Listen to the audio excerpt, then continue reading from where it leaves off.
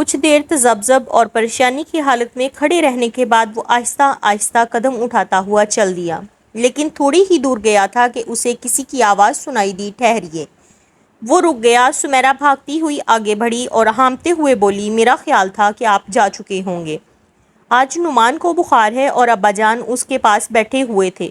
وہ ابھی سوئے ہیں۔ مجھے افسوس ہے کہ آپ کو اتنی دیر انتظار کرنا پڑا، لیکن میرے لیے گھر سے نکلنا ممکن نہ تھا۔ اب بھی مجھے ڈر ہے کہ نعمان کہیں ابا جان کو جگا نہ دے۔ وہ تھوڑے تھوڑے وقفے کے بعد بے چین ہو کر اٹھ بیٹھتا ہے، اس لیے میں جاتی ہوں، لیکن اب میں 1 مہینے آپ کا انتظار نہیں کروں گی۔ نعمان کی علالت کی وجہ سے میں شاید 2-3 دن گھر سے نہ نکل سکوں، اس لیے آپ کو اگلے ہفتے آنا چاہیے۔ آپ آئیں گے نا؟ عاصم نے کہا، سمیرا میں تم سے یہ کہنا چاہتا تھا کہ… سمیرا نے جلدی سے بات کاٹتے ہوئے کہا، جب آپ دوبارہ آئیں گے تو ہم جی بھر کر باتیں کر سکیں گے۔ اگلے ہفتے آج ہی کے دن آدھی رات کے وقت میں آپ کا انتظار کروں گی۔ اگر آپ اگلے ہفتے نہ آ سکیں تو اس چاند کی 14ویں رات کو ضرور آئیں۔ بتائیے آپ کب آ سکتے ہیں؟ آپ خاموش کیوں ہیں؟ عاصم نے کہا، بہت اچھا سمیرا، میں 14ویں رات کو یہاں آنے کی کوشش کروں گا، لیکن اگر میں نہ آ سکا تو تم برا تو نہ مانو گی؟ نہیں، میں یہ سمجھوں گی کہ آپ کسی مجبوری کے باعث نہیں آ سکے، لیکن میں اس کے بعد ہر رات آپ کا انتظار کیا کروں گی۔ اگر مجھے نعمان کے متعلق اطمینان ہوتا تو میں کل ہی آپ کو یہاں آنے پر مجبور کرتی۔ اب یہ 14 دن مجھے 14 مہینوں سے زیادہ طویل محسوس ہوں گے۔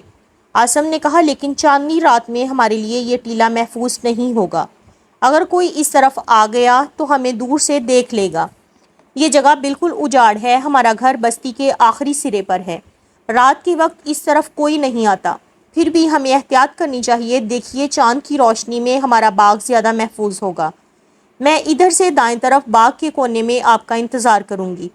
وہاں گھنے درختوں میں چاند کے سوا ہمیں کوئی نہیں دیکھ سکے گا۔ اب میں جاتی ہوں۔ عاصم نے مضطرب سا ہو کر کہا، سمیرا ذرا ٹھہرو۔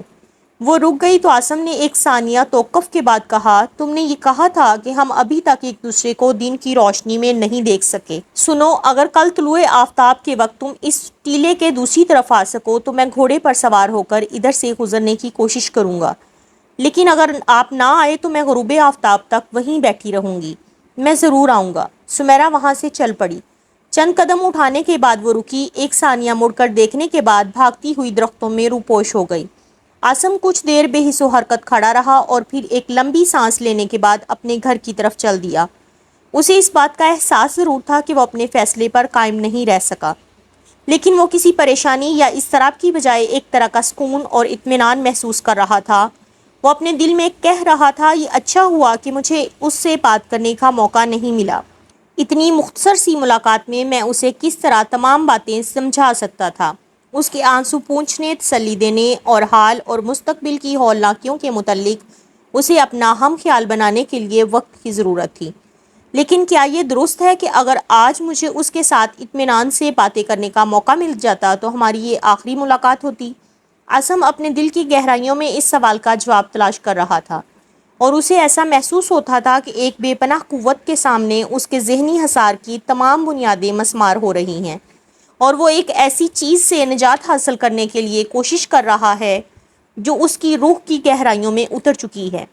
اس کا سکون و اطمینان ایک بار پھر اضطراب میں تبدیل ہو رہا تھا، اور وہ کہہ رہا تھا، سمیرا، کاش ہم ایک دوسرے کو نہ دیکھتے۔ کاش تم ادی کی بیٹی یا میں سہیل کا بیٹا نہ ہوتا۔ میں تمہیں کیسے سمجھاؤں گا کہ ہم ایک دوسرے کے لیے نہیں ہیں؟